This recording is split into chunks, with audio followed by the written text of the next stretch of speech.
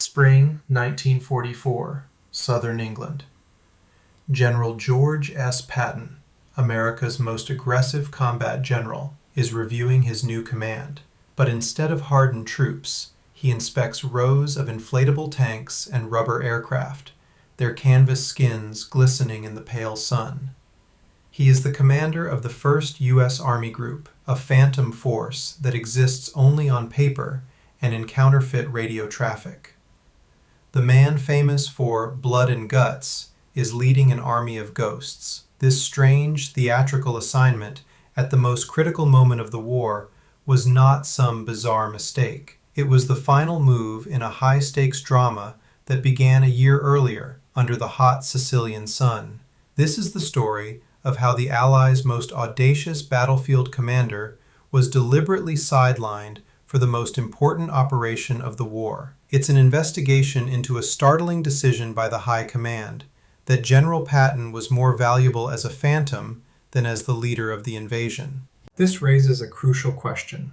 How did a general celebrated for his victories become a political liability too dangerous to entrust with D-Day? To understand the answer, we must first look at the complex relationship between Patton and the one man who would decide his fate, Dwight D. Eisenhower. By the summer of 1943, George S. Patton was more than a general. He was an American icon in the making. He was the master of high-speed, mechanized warfare, the man who had taken a demoralized American Second Corps in North Africa, and in a matter of weeks, forged it into a unit that could meet and beat Rommel's best.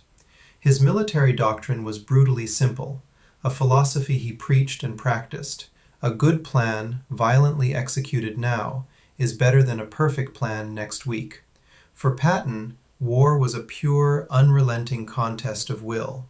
His direct superior, Dwight Eisenhower, saw the war through a completely different lens. As the supreme Allied commander, Ike's battlefield was not just a map of enemy divisions.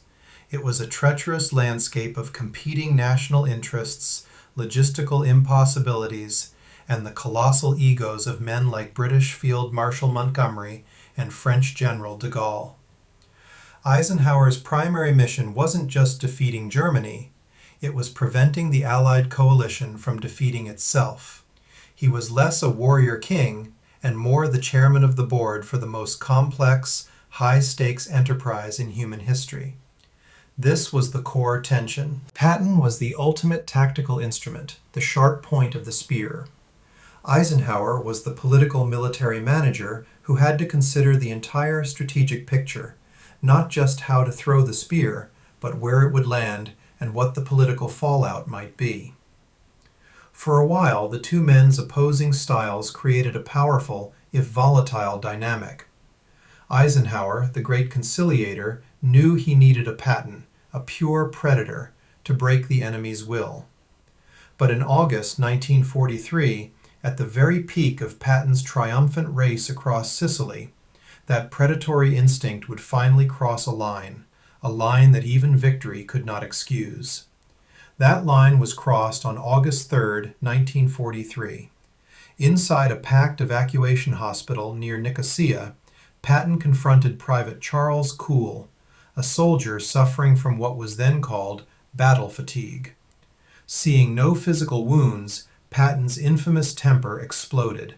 In front of doctors and patients, the general berated Cool as a coward, slapped him across the face with his gloves, and had him thrown out of the tent. A week later, on August 10th, he did it again, striking Private Paul Bennett at another hospital for the same reason. These were not battlefield rumors, they were documented acts. A formal report traveled up the chain of command, finally landing on Eisenhower's desk in Algiers. The Supreme Commander was privately incandescent. In a letter to Patton, he wrote, "I am thoroughly shocked." Eisenhower now faced a terrible choice: what to do with his most effective and most dangerously unstable general. For Dwight Eisenhower, the choice was brutal. He could court-martial Patton, the hero of Sicily, and risk a catastrophic blow to military morale. Or he could cover it up and risk his own career if the truth ever got out. But Eisenhower also knew that the invasion of Europe was coming, and he believed, as he wrote in his diary,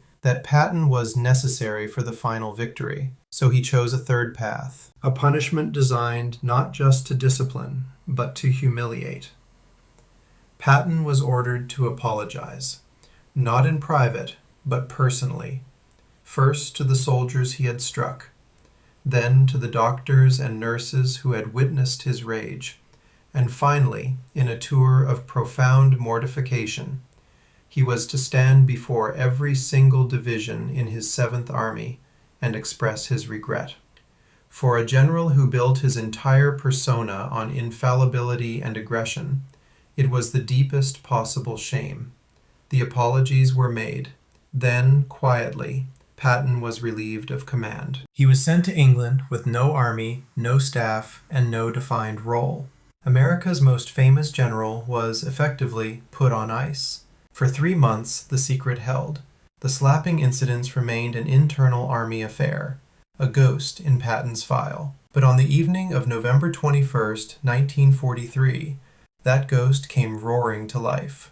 Influential radio journalist Drew Pearson, famous for his Washington insider scoops, opened his national broadcast and told the American public the story. The reaction was a political firestorm. Telegrams flooded the War Department. Members of Congress stood on the floor and demanded Patton be fired and sent home in disgrace. Newspapers debated whether he was a hero or a bully. The crisis was no longer a military secret.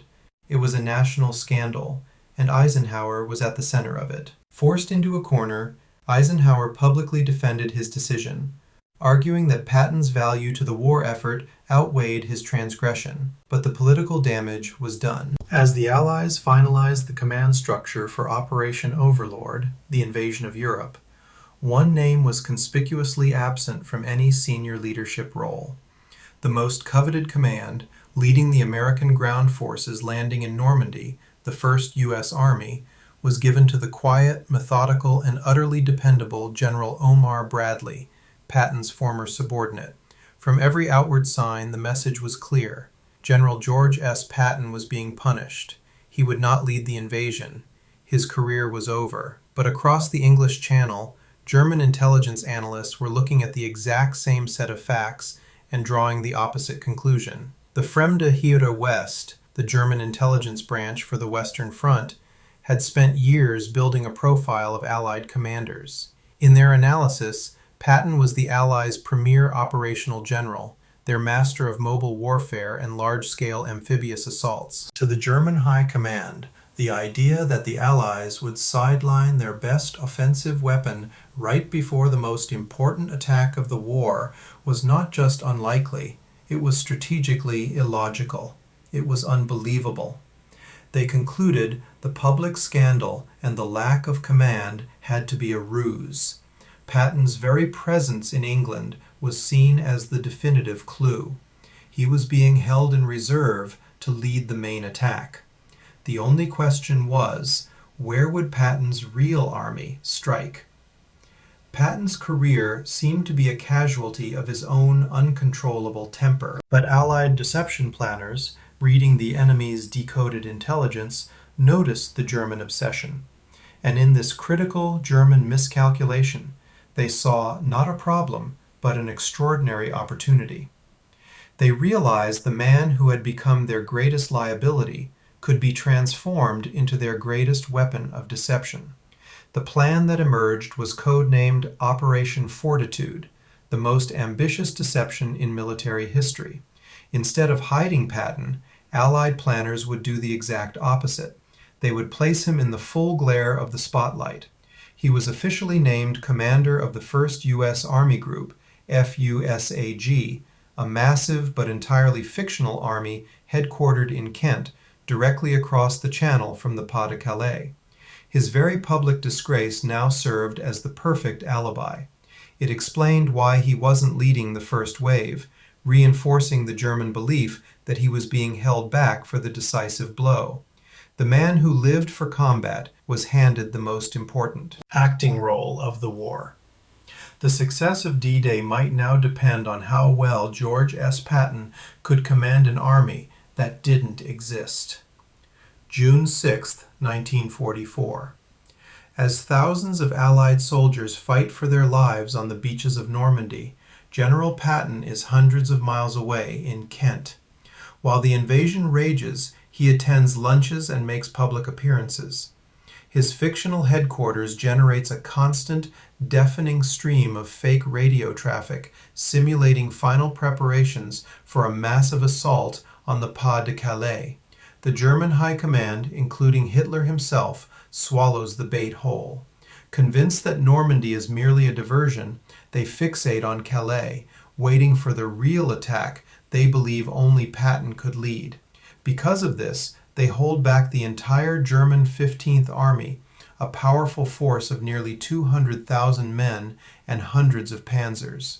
For critical weeks after D-Day, this army, which could have easily crushed the fragile Allied beachhead, remains paralyzed. It is held in place not by force of arms, but by the reputation of a single, sidelined general. An army of ghosts had defeated a real one without firing a shot. And so we return to the spring of 1944 and the general inspecting his army of ghosts. We now see the full picture. This strange assignment was not the end of Patton's career. He would get his war, leading the Third Army on its legendary armored blitz across France after the Normandy breakout. His battlefield genius was never in doubt. But the story of D-Day reveals that modern warfare is won by more than just battlefield audacity. Eisenhower's decision was not simply about punishing a subordinate. It was a masterstroke of strategic risk management. He took his most brilliant yet volatile commander and turned his personal failings into a decisive strategic weapon. A weapon that kept the German 15th Army paralyzed, saving countless lives on the beaches. In the strange and brutal logic of war, George Patton's reputation had become a weapon so powerful, it was more decisive for the fate of D-Day than the general himself could ever have been.